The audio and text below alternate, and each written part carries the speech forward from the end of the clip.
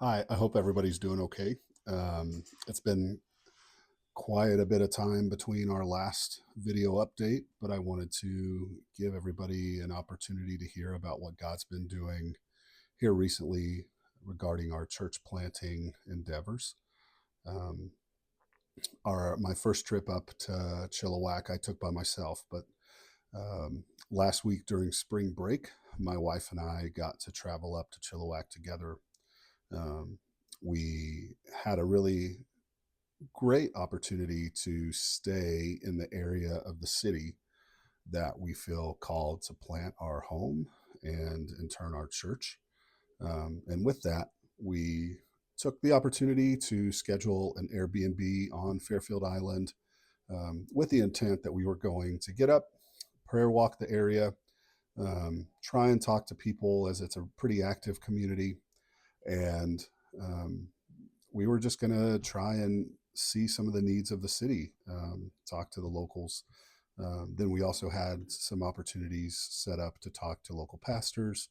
Um, and it is really what our heart was to go and just explore and meet and build connections. The weather did not permit that. It was rainy and foggy the entirety of the time that we were on um, Fairfield Island, which is it's definitely an island. It's right on the north side of Chilliwack in this small neighborhood that's right south of the Fraser River there. And this is a community of about 4,000 people. Let me put this in perspective for some of you that know me. I'm from the town of Bristow, Oklahoma, which is roughly around that size. Um, and in that community in Bristow, somewhat around 100 churches. Um, you can um, really throw a rock and reach any sort of denomination that you would like. Not that's a bad thing, but um, man, you get one church for every 40 people, and in Chilliwack, there's about 100 churches total for over 100,000 people. On Fairfield Island, for that town of 4,000 people, there are no churches for that entire community. Located on Fairfield Island are a few businesses. There's a lot of farmland. There's a school, but there's a park, and really that's about it. Um, and so we have felt called to a place that is underserved. Um, now, if you look at some data, the population buildup of Chilliwack, there's a large percentage of people who call themselves Christians. There's a large um, population of Dutch Reformed and other Christian denominations, a lot of Mennonite Baptists, not Mennonite Baptists, Mennonite Brethren.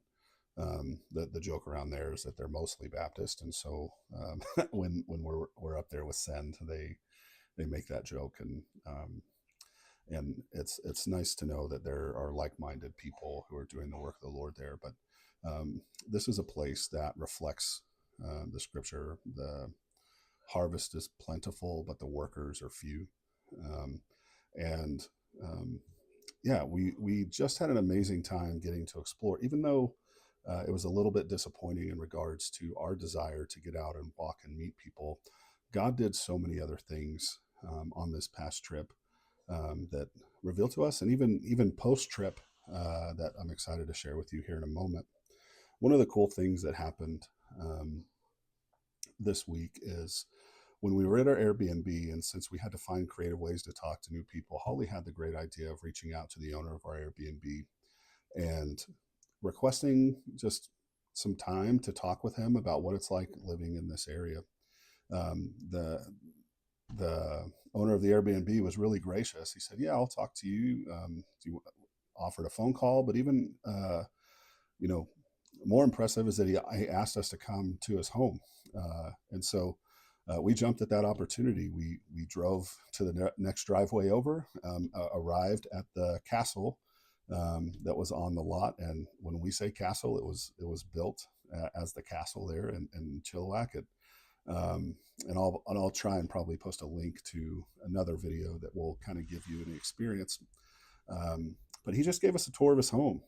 I was joking to Holly on our way up, and I'm like, "There's going to be a dungeon. They lure all their um, guests at the Airbnb here, and you'll never see them again." And sure enough, we walk inside, and the first thing you see is a big indoor slide. But then you go to your very first room on the right, and there's an actual dungeon built into this home.